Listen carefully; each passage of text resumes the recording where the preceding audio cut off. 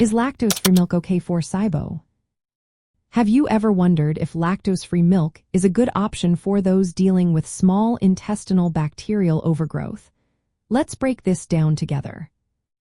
For many individuals with small intestinal bacterial overgrowth, lactose intolerance is a common issue.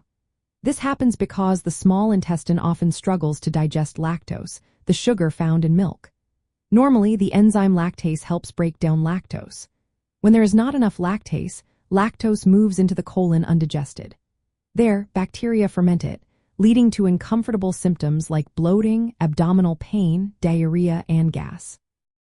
These symptoms can overlap with those of small intestinal bacterial overgrowth, making things even trickier. Now, lactose-free milk is created by adding lactase to regular milk. This process breaks down lactose into simpler sugars before you drink it. As a result, lactose-free milk is generally easier to digest for people who are lactose intolerant, including many with small intestinal bacterial overgrowth. This makes lactose-free milk a better choice than regular milk for those managing symptoms, as it helps reduce the risk of fermentation and discomfort in the small intestine.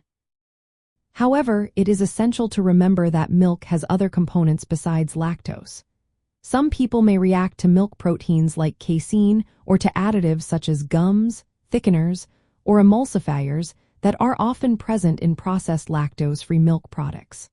For this reason, it is wise to choose lactose-free milk with minimal ingredients and no added thickeners or sugars.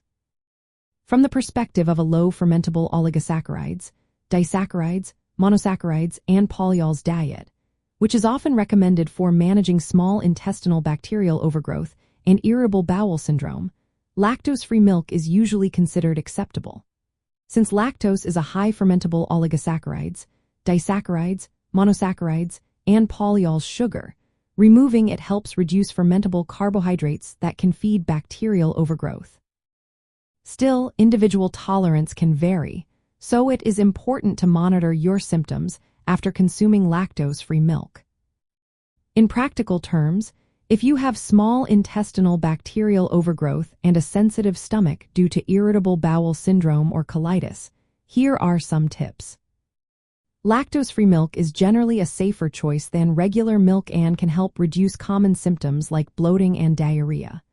Always check ingredient labels to avoid added gums, thickeners, or sugars that might irritate your gut. Start with small amounts to see how your body reacts.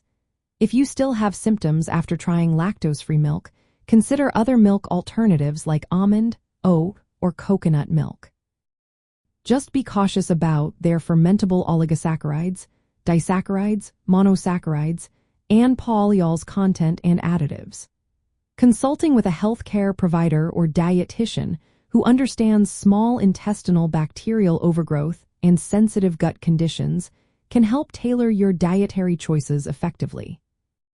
Overall, lactose-free milk is usually okay for people with small intestinal bacterial overgrowth and sensitive stomach conditions like irritable bowel syndrome and colitis, as long as it is free from irritating additives and consumed in moderation.